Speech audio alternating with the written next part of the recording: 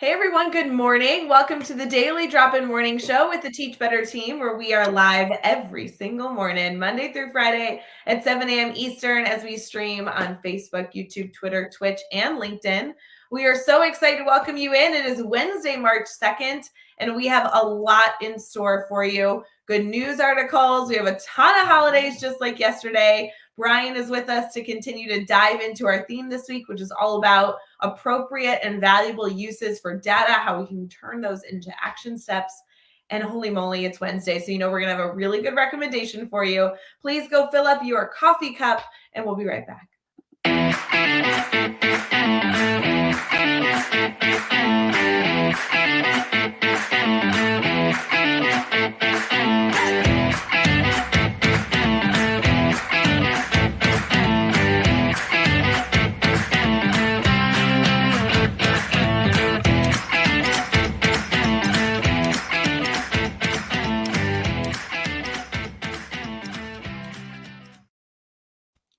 Good morning, everyone. Happy Wednesday. We're thrilled to be a part of kicking off your morning this morning, or if you're listening to this after the fact, either on all the platforms we're streaming or currently listening on Teach Better Talk podcast.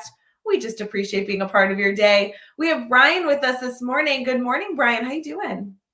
Great. Good morning. How are you? Good. I feel like we have been communicating in the comments for the past few days. It's been so fun to be able to learn from you, follow the work you're doing, but officially interview you. I'm very excited for you to be on the show. Well, thank you. I'm excited as well. Yeah, I can't believe it's Wednesday already. It seems like the 12-hour live was just the other day, and still reminiscent about some of the practical takeaways that many of us enjoyed from that incredible event. So, hats off to you and your team for that. I so appreciate it. We have been able, it's kind of fun after 12 hours to hear people's thoughts and comments and their opinions on what segments they loved or what guests they connected with for the first time. So we're excited to not only obviously celebrate that. For any of you who missed it, you can head over to probably our YouTube channel. Might be the easiest way to find those streams for the 12-hour free professional development we conducted on February 26th. That's streamed all over the place. But here in just a few weeks, it will also be in our Teach Better Academy, kind of all broken up. So if any of you are looking to enjoy a segment, it's going to be really easy to find that segment within the 12 hours. So it was fun to be able to have you in the comments, Brian. Really, really nice for you to join us this morning on the show. For people who are not connected to you yet, would you mind sharing a little about yourself? Sure. Thank you. I'm a principal at Westboro High School, which is about 25 miles west of Boston. Nice little suburb in the heart of central Massachusetts. I've been a teacher for 29 years. I still see myself, even though I'm a principal, as a teacher. A teacher, a co-teacher, teacher leader. I come from a family of educators. My dad, my mom, my sister, my brother, my niece, my uncle, great aunt. Lot of education, a lot of teaching in our family. So it's a natural vocation for me, and I just love it. Yeah, I think it's important to to work with kids and get them to where we want them to be and where they need to be. I couldn't agree more. What has it been like being a principal over the last few years? Did you transition, recently into the administrative role, or have you found yourself really getting in the groove, really loving this role? And then obviously now you're in a different phase of supporting educators during this very interesting past few years that we've had. What's that experience been like? Oh, wow. I transitioned to administration probably 10 or 11 years ago, and I've been principal at in my current school for 10 years. This is my 10th year. The last couple of years have been just unbelievable, incredible, both in the challenges that we've had to face, but also in the opportunities that people created to get through the last 2 years. And fortunately, we're beginning to turn that corner in recent weeks and months, which is very great. It's starting to see the burden lifted off students and teachers' shoulders, and trying to get back to to the real joy of teaching and learning. But the last couple of years have been both challenging, but also very opportunistic. There's some positive takeaways from the experience. I think it makes us tougher. I think it makes us, appreciate grit and perseverance and some of those qualities that, help students and teachers, get to that higher level, that better level. So, Brian, bring me back, 10, 11, 12 years ago, you're deciding to consider moving into this administrative role, right? You're supporting students that you're obviously still in education, but you're saying, "Okay, I think I want to be a principal." What was that like? Why did you decide to move in this direction? I asked because there's been a lot of educators recently that I've been speaking to that have been looking at changing their role inside the school building, moving to a coach, moving to a principal, position. What does that look like? What inspired you to do that? Well, I was asked, to be honest with you, I was asked by our superintendent, would you consider, moving into this role? So I said yes. It's hard to say no in education, right? We say yes to so many things. So anyway, I said yes, but I had an eye for it, in the sense that I loved, working with people and trying to lead them, as a department head in our social studies department, kind of working with our own teachers, but also across the content, and doing some interdisciplinary work. Just became kind of a nice vibe working with all aspects of our school, as a teacher leader. And then again, when asked, I said yes. Isn't it amazing how somebody asking a question can completely change the trajectory of your path or of your what you envision for yourself, right? I mean, I think that happens to educators quite frequently where somebody asks one question and now a new journey's begun.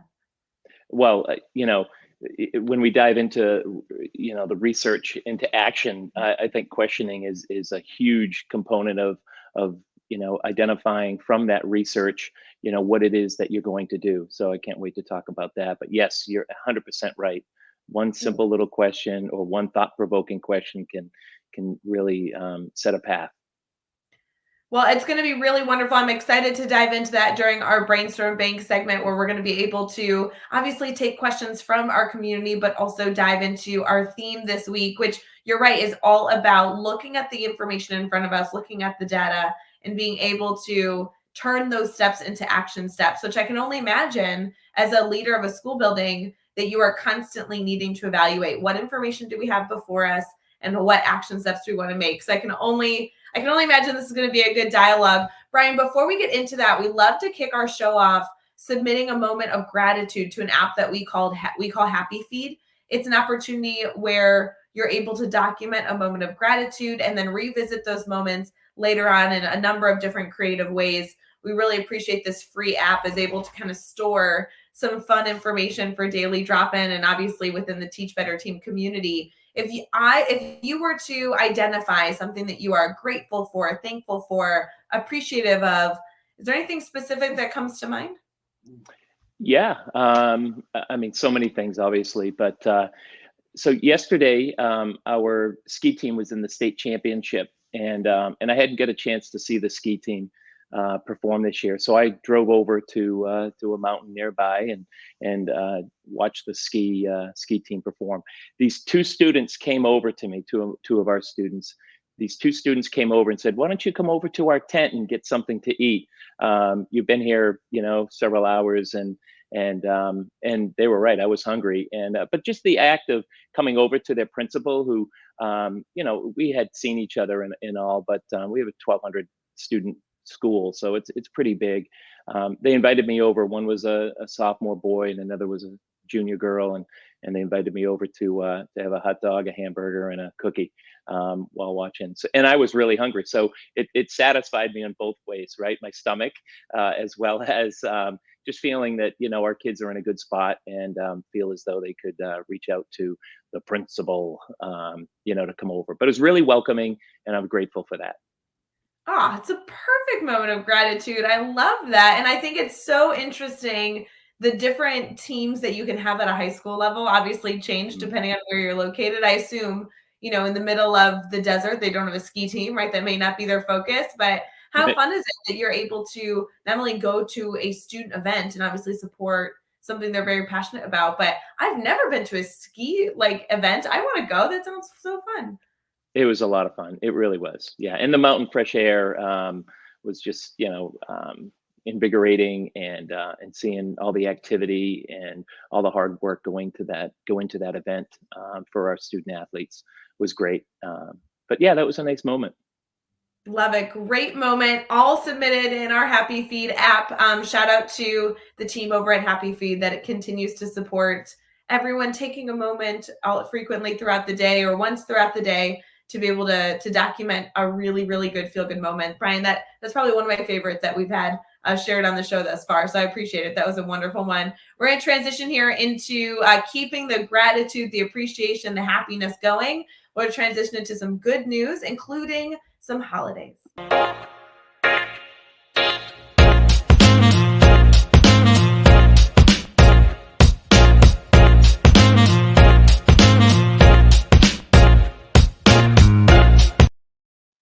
Good morning, everyone. Thank you for being a part of Daily Drop-In. We are getting into our holidays for the day and also a good news article. Brian, how do you feel about celebration? Are you always up for celebrating a goofy holiday, or do you keep it very, very specific to only celebrating certain things?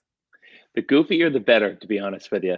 I'm a dad that's a dork, and I'm a teacher that can laugh. So, interestingly enough, with holidays, about a week or two ago, before we just had our February vacation over here, and my daughter had an assignment in an English class to do research on holidays. So she's actually, for the last couple of weeks, put holidays on our refrigerator calendar that she likes the most. So let's see if your holidays today match the ones on the calendar. I wrote them down, and she told I me to love it. remind No, you and that. I love that she's taken an interest in that. How fun. And I do have Yeah, to it's say, really some fun. of the holidays are so silly, and some of them are really wonderful, valuable Yeah. cultural holidays that it's great to be aware that people surrounding us, people in our community, people sitting in our classrooms, or people part of our staff might be celebrating something special that we can learn more about. So it's always good to celebrate a holiday. I'm such a fan. Absolutely. For our holidays today, it's actually there's a ton, Brian. Yesterday we had like 100 holidays. I'm being dramatic, but like there was like 100 holidays on March 1st. I was scrolling through March 2nd, and I feel like it is the same thing. So I bet your child had a lot to write down. Looking here, it is officially Ash Wednesday. So for those of you who are a part of Christianity celebrating Lent, that is a holiday that might be happening in your communities. It's also Ethiopia's Independence Day, so celebrating that fun day as well. American Citizenship Day, very fun, rich history about a very public holiday. But of course, as many of you might take very close to heart, it is International Cat Rescue Day. So if you have a cat in your home, maybe celebrating some love, or if you need a cat in your home, maybe today is the day to go adopt a rescue cat. Brian, do you have any animals in your home currently? Yeah, we do. We have a 3-year-old golden retriever dog. Yep. I love Yeah. that. So Winnie. fun. It is also a very special holiday related to a very special flavor of pie. Brian, if I had to ask you your favorite pie flavor, what would you go for? I gotta go with apple pie. Oh, good. Classic. I love it. Classic. Unfortunately, today is not apple pie celebration day, but it is banana cream pie. So for those of you who are Ooh. excited to go enjoy some banana cream pie, that's today. It's also National Egg McMuffin Day. So as you are ordering your coffee this morning, maybe from a local place or headed in to get some breakfast, an Egg McMuffin sounds like the right choice for all of us. It's National Read Across America Day and Texas Independence Day, World Teen Mental Wellness Day. What are your thoughts, Brian, on World Teen Mental Wellness Day? I can only imagine this would be very relevant in our communities. Yeah, it is, and it's a sad relevance because it affects so many people. But it's important to to acknowledge it and make people aware of it. And hopefully someday celebrate that we've minimized the risk and the damage of mental health in especially adolescents, but really everybody. But it's an important day to certainly be aware of. I love it. Yes, very, very important, and an opportunity for us to bring up conversations to better support our students. So lots Sure. here to not only use as a discussion to foster relationship with colleagues, but also build those relationships with students. Last but not least, it is Dr. Seuss's birthday today. So as you are walking into your day, you might see a lot of people celebrating all different things. Just continue to be supportive and learn and keep an open mind as we continue to support and build relationships with those around us. Brian, we also have a good news article today. And our good news article today is really just more so a headline I want to kind of throw into our community. I'd love to get your thoughts on it. And then I would really challenge our community to consider looking further into the study that was done, because it might also be a good opportunity to bring that to our students, or again, foster relationships with our colleagues. The headline says, "The value of giving, compassion, and family is actually flourishing across the world," says a recent survey. A recent worldwide investigation into human goodness and thoughtfulness has found, delightfully, that it is broadly distributed around cultures, even throughout this very difficult time.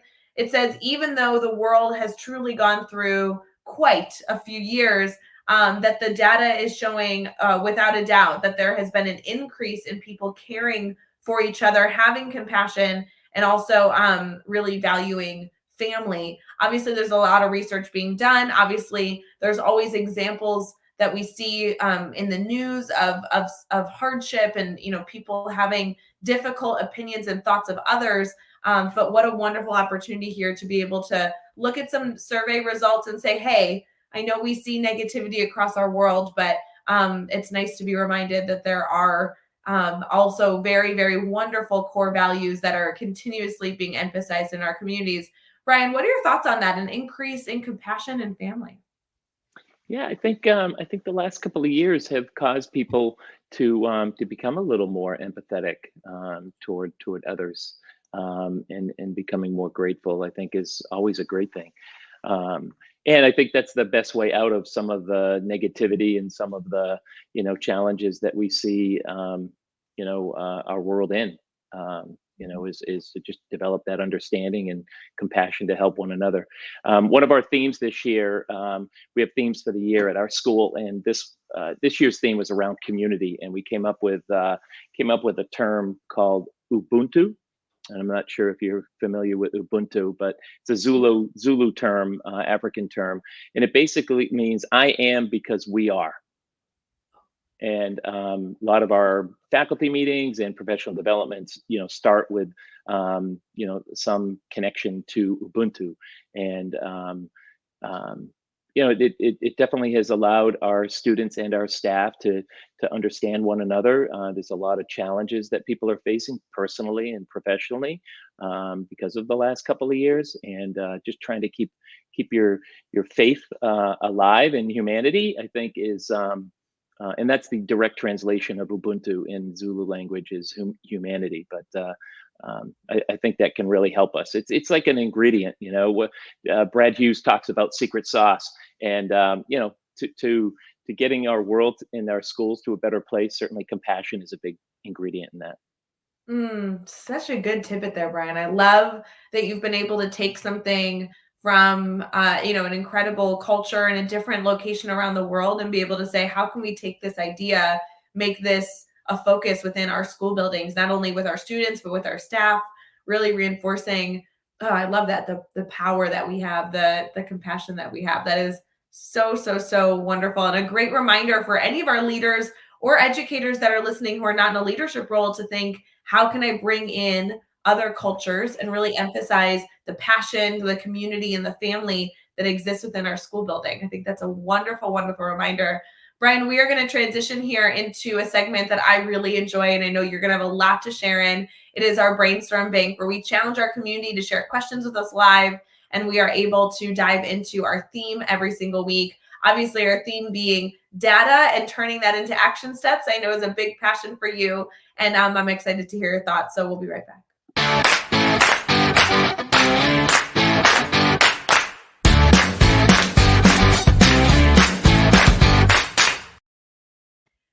Good morning, everyone. We are thrilled to have you here on Wednesday, March 2nd. There has been so much shared. So if you're just popping in now, we are so happy to welcome you into this morning. But we also want to encourage you to head back for the last 20 minutes and listen to our discussion, because there has been a lot shared.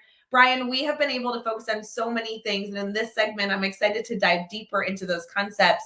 We are always trying to find ways to emphasize family, compassion, and really ensure that our community knows that no educator is ever on an island. This is a safe space to brainstorm. Brian and I definitely do not promise to have all the answers to our community, but if anybody is thinking through anything that we can support them with, we love to be here to be a part of that brainstorm. We also have a theme this week that's all about turning data into action. We have, as educators, we have a lot of data in front of us.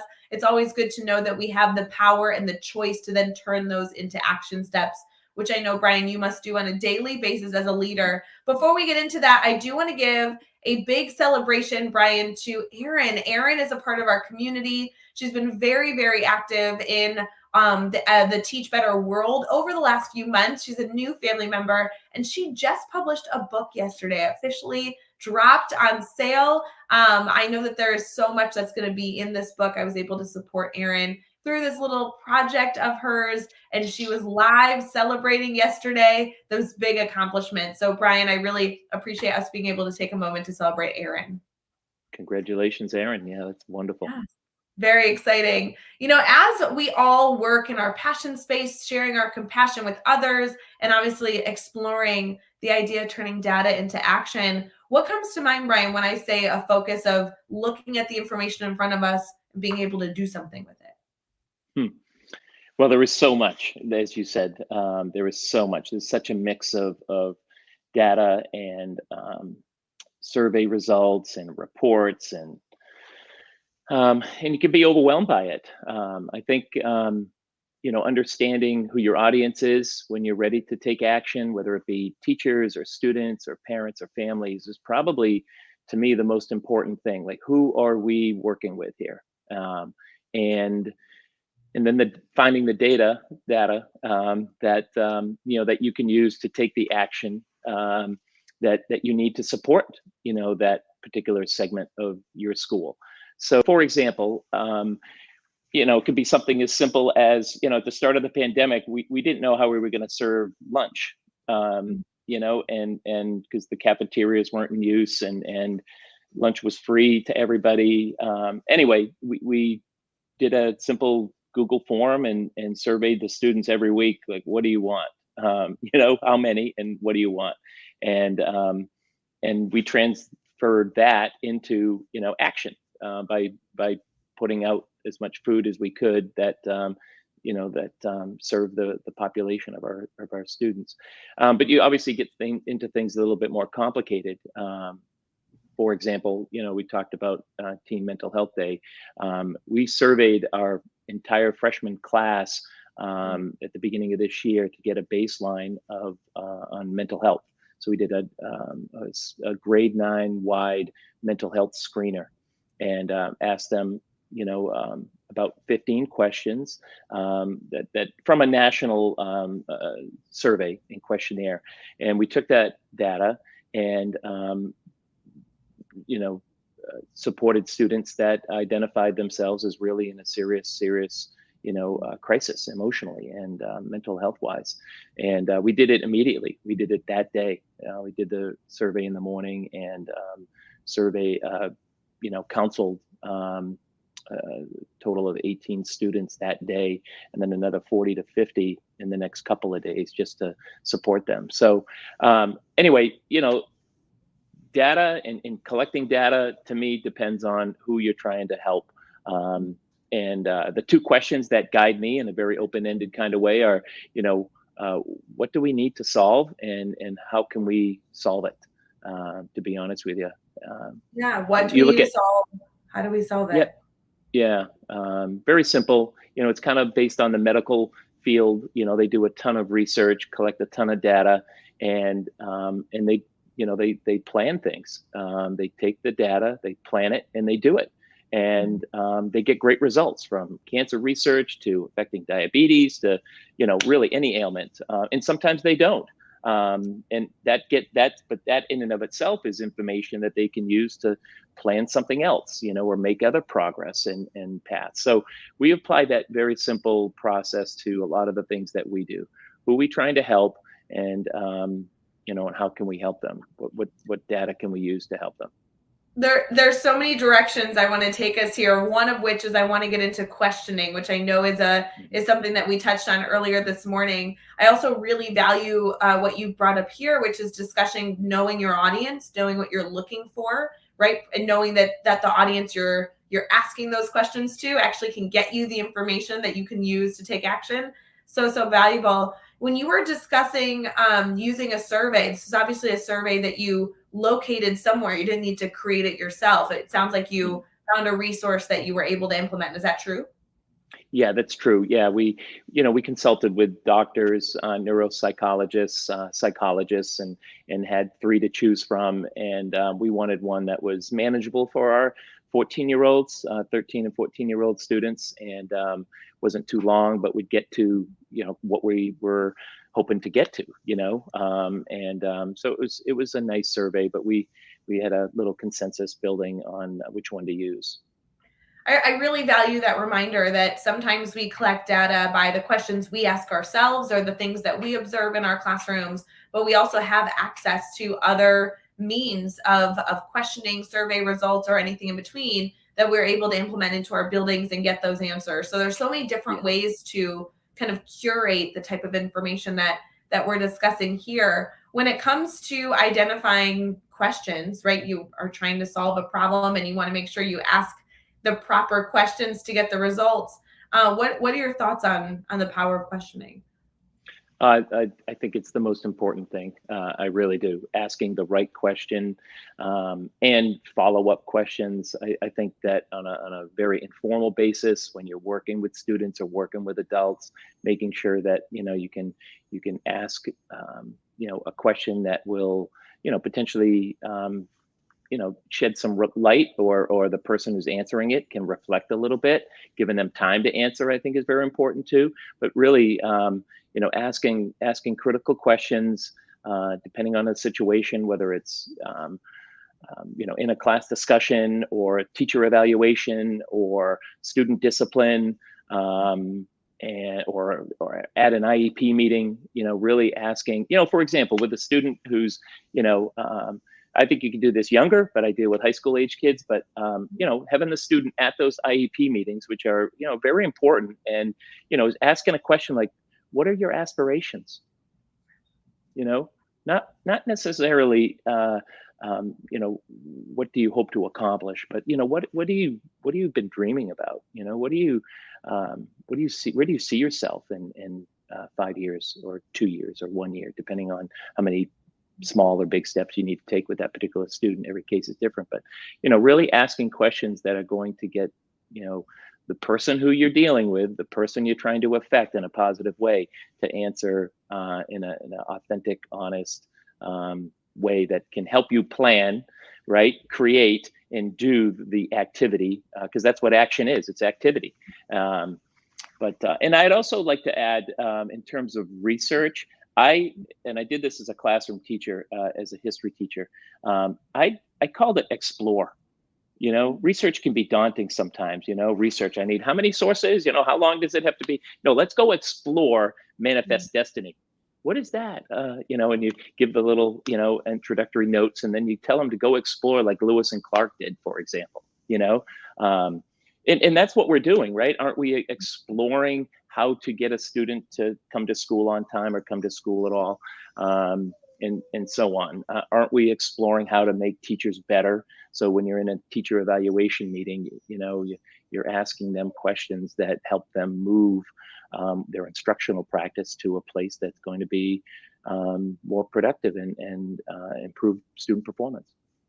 I think that is the most valuable reminder that we need in the middle of this week as we're discussing, taking data. I know we had that discussion earlier, looking at this concept and saying, okay, what action we want to take. You've given us a great example of a widely accepted survey that you curated from a different location and implemented into your school. But you're also discussing simple questions that you can ask during an IEP meeting, or simple questions that you can ask.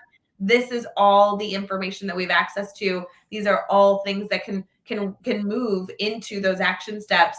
I know Sandra's in the comments. I'm sorry, our comments have been going quickly, so I'm losing some of them. Sandra here is noting the value of in the morning being able to take a little inventory, take a little survey of students right away off the bat, and really understanding that that can make a big impact on how we support our students, not only academically, but in the mental health space, which I know you're very passionate about, ensuring that we are supporting students and I assume staff in mental health. The ability to ask questions and collect that data to turn that into action, I'm sure, has been invaluable over the last few years. Incredibly. Our moments at the beginning, our moments at the beginning of class, asking them, as part of a warm up, kind of, how are you doing? What do you need? With high school kids, they have a lot of answers. And the important thing is making sure that they feel welcomed, and making sure that they have Billy dropping. She misses me already. If I put her outside, she would be barking and really interrupting us. Now she just wants to be part of it. Well, that's good. I mean, we are always welcoming dogs on the show here. We have no problem with that. I love her. She's good. But we also have developed the past couple of years social emotional moments that are part of every class's construct. And we embed these social emotional moments in the content areas. So in chemistry, algebra, history, English, world language, each teacher does throughout the course of the year a total of 20 SEL moments. And what's nice about that is you are addressing mental health, and you are also covering content at the same time. Social emotional wellness and those competencies that you're trying to work with kids on mesh nicely with content standards and content objectives. Decision making, responsibility, self management, I just think there's an area for our schools to improve when you're combining those types of things into content and skills, because in the end it's all about skills. We want our students to go off to life after high school and after college or jobs to be critical thinkers and to solve our world's problems.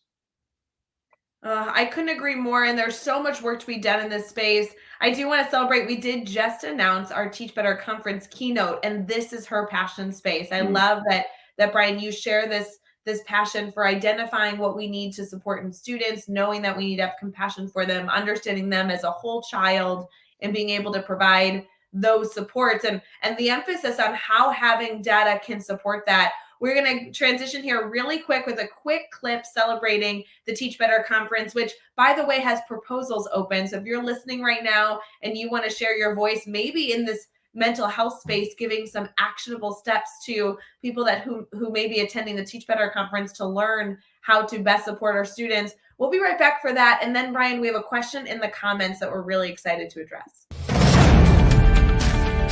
So right now, I want to know if you're ready to teach better. That's the whole mission of this weekend. Just being here ready to learn and grow and come together like this is awesome. What are those small changes that can make you better tomorrow than you were today? All the amazing speakers we have here, wow. So we have a ton of people here who are published authors, who are writing about education. Let's get out there and teach better. As everyone is thinking through what ideas they might want to share, Brian, I can only imagine you are going to have so many different session ideas that you could present on at an event like this. This question here is addressing a fear around data. I would love to hear your thoughts on this. The comment is from our Facebook group. If you are not a part of our private Facebook group, it is 100% free to all educators. People constantly pose questions, share resources. You can gain access to that free group over at teachbettergroup.com. It will redirect you to join. It's very, very easy. This is a comment here, Brian, that says, anyone else get overwhelmed with the amount of data that we're given sometimes? Data is great, but it has to really be meaningful. What are your thoughts on this? I could not agree more. We need to use data, and be precise with it in the sense of, how is it going to help us? How is it going to inform our instruction? we talked about warm-ups. How about at the end of a class, you know, a 3-2-1 summarizer, right? Those are 3 questions that you ask a student. That isn't just to get students to finish the last 2 or 3 minutes of class and to develop their understanding. That's part of it, but it's really when that teacher collects that those slips or looks at it if it's done electronically, that will inform their instruction. And what a empowering sort of strategy that can be for the classroom teacher. And that isn't overwhelming. You know, that is it's very easy to perform.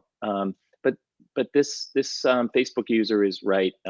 Sometimes data can be too much. So back to what I had said, you know, who is your audience? What are you hoping to accomplish by looking at the data? That helps keep you kind of precise in what you're looking for and what you're asking. Yeah, I think you're spot on, Brian. This to me is really a reflection on the fact that sometimes we collect information just to have information, and then we find ourselves inundated with piles and piles of information that we don't necessarily want to sort through, know what we're looking for. We're not really sure even where to begin in this pile of content.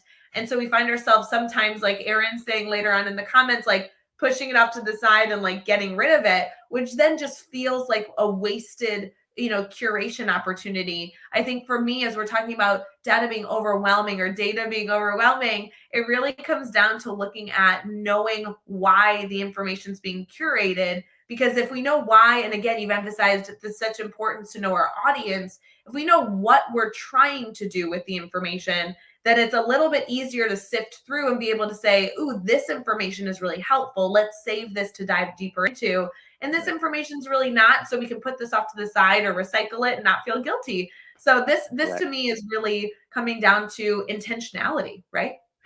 Well, intentionality, precision, and I want to add, it has to be personal, right? The asking the question, whatever it is, survey data that you're looking for to use, it has to be personal. So if it's a conversation with a student or a group of students or your entire class, have that conversation. The academic dialogue and conversations in classrooms can yield so much incredible data that, again, empowers the teacher to inform their instruction in a way that supports students the next day and the day after that. And more importantly, you know, that classroom type discussion and data collection helps generate an assessment that will actually and authentically assess the learning, right? It's not out of a workbook, or it's not out of, well, I did this for this unit last time.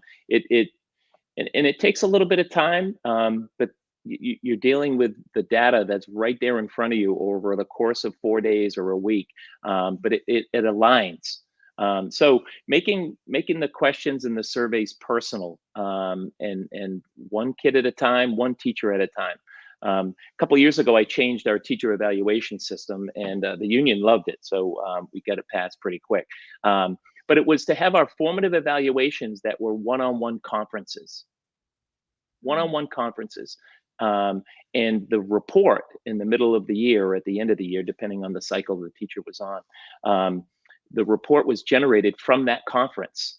And you could certainly use observation data that was collected during classroom walkthroughs. But the bulk of it, including rating, you know, came down from that, resulted in that conference between the teacher and the administrator. And I will tell you, and we're fortunate to have, you know, passionate, incredible educators in our school. But I will tell you that the growth mindset on each teacher that was part of those conferences grew to a point that, again, they became better, you know, as a result of just reflecting and creating some action steps from the questioning.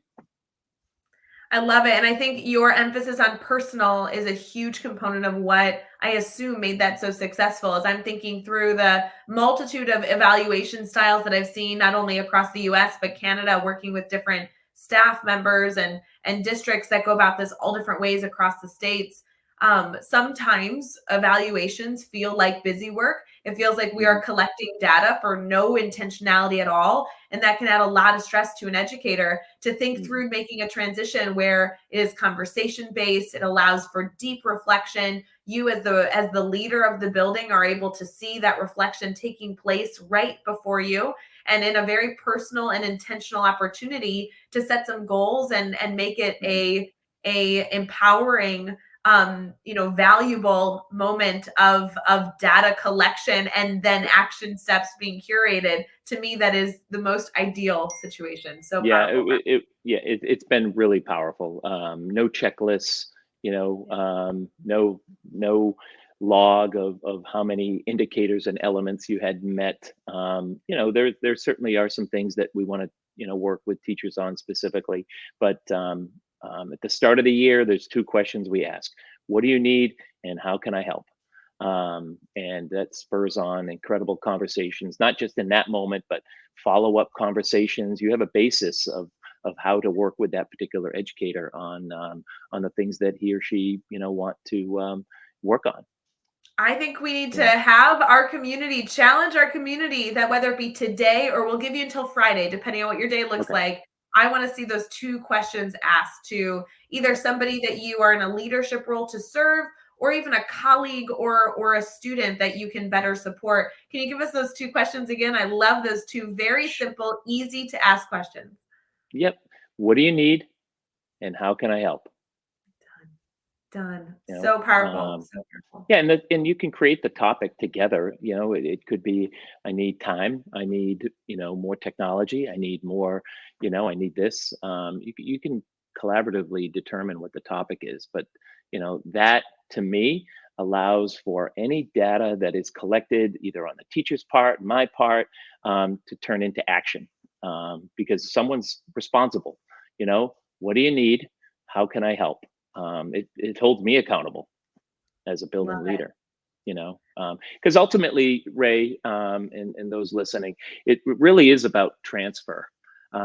Leaders can have answers, but really, dealing with students, we don't want students to be teacher dependent, right? We want them to be able to be critical thinkers. We want them to be able to use the content and the skills that they've developed and learned over time to solve, the problems and the challenges of the times.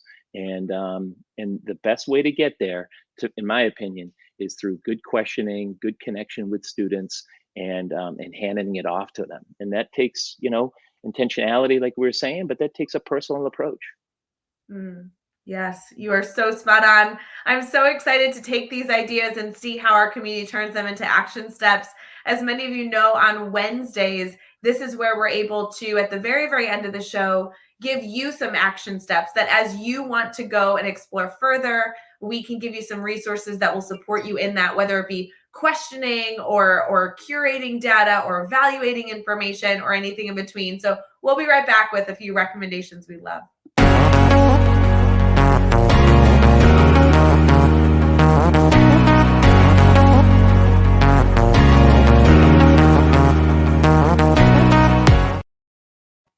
Good morning, everyone. As we finish up our morning show here on Wednesday, March 2nd. On Wednesdays, we always love to conclude our show with a little segment that we only do on Wednesdays to give you some next steps, that if you like the theme or topic that we're discussing that week, what can you go do to further your exploration? There is no way that between our guests and everything we're trying to accomplish in a week that we can fully dive into some of these concepts. We want to just spark some inspiration, spark some fire under your butt that maybe this is something you're going to go learn more about. We want to make sure that you have some resources that you can turn to. These resources might be books, blogs, podcasts, kind of anything in between that to help support us in this area. Brian, when you think through whether it be professional development or blogs or podcasts or books that have helped you kind of lead this passion space of yours, what would you turn to? It's a great question. So yeah, I want to go back to something I touched upon very briefly, and it's that the intersection of social emotional wellness in the classroom, right? That isn't the guidance department's job. That's all of our jobs. So when we began to do these moments, these SEL moments in the classroom, we turned to CASEL, CASEL, CASEL. So they have an incredible website that has a ton of resources on how, not only what those SEL competencies are, but practices and sort of tutorials on how to develop SEL objectives that match content objectives. So that would be one that I think stands out, because I use it a couple times a week. It's phenomenal. If any of you are looking to learn more about that social emotional health, CASEL's a great fundamental to start from. I really appreciate that recommendation, Brian, so much, that people can look into and really make different decisions on. So it's very, very powerful. I would be remiss if I didn't mention our friend Dave Schmittou. He has a book called Making Assessment Work. What I like about his book is that the subtitle is For Educators Who Hate Data But Love Kids. This book has a lot of different ways to dive into assessment. And the reason I think that that's relevant in this week's discussion is because assessment is truly asking questions and knowing what to do with that information. Really is in that data collection phase. So for those of you who are not connected with Dr. Dave Schmittou, he's obviously a part of our Teach Better team as the Director of Leadership and Development, but somebody who continues to have a passion space for this. I know this is like one of his most popular books that so many of you already may own, but definitely something worth celebrating. Any other ideas on this topic, Brian? I think we covered quite a bit, and just want to thank you for your time and your work in this area to make teachers better. I could not agree more with the idea that that it starts with teachers that feel valued, teachers that are empowered to do better in their work with students. So I think we covered a lot. Right back at you, friend. I so appreciate, Brian, you waking up bright and early to chat with us. And we have been able to talk through so many different ideas. I do want to make sure our community here can stay connected to you. I can only imagine they're going to have follow-up questions and want to learn more. It's also so valuable as a network that we continue to add people to our professional learning network so we can be better educators, stronger educators, more well-rounded educators. So Brian, would you give us a little update on where we can stay connected to you? Sure. My Twitter is in my title there on the screen, I believe, at W. Burrow Principal. You've actually inspired me over the last couple of months to increase my social media presence, I guess, if that's the word. I'm kind of a humble person, by nature, and just like to, we have 1,200 students and 152 teachers, so they're my family and they're my work. But beginning to dabble a little bit more into a social media presence. So, but for now, I'm on Twitter. I love it. Brag on those educators, brag on those students. We love to see it over on Twitter. For those of you who are eager to continue your learning, we would love to hear about how that goes for you, or if you take on our challenge of asking those 2 questions this week. Brian and I would love an update. Feel free to tweet at us using the hashtag TeachBetter and tagging our accounts, including the Teach Better team, if you want to amplify that tweet even further. And we'd love to hear about how that goes. Brian, thank you so much for joining us live on the show. For our community here, we wish you nothing but an absolutely wonderful Wednesday. If you need anything, we are absolutely here to support you. And as a reminder, as you continue to move throughout your day, whether it be the first 5 minutes of starting class this morning or a big, beautiful idea that you want to share, we have proposals open at teachbetterconference.com. We would love to have you submit 1, 2, 3, 4 different sessions to share your ideas with this community. That event will be in person October 14th and 15th in Akron, Ohio. We just announced our keynote, and we are so excited to continue to announce featured speakers and our other keynote that is still a secret within our community. So thank you to all of you who are potentially joining that lineup by submitting a session at teachbetterconference.com. Brian, I hope this is not the last time we chat. I'm excited to stay connected to you, and I really appreciate you coming live with us this morning. The pleasure was mine. So thank you very much. We'll see you again. Yes, everyone have a wonderful, wonderful rest of your Wednesday.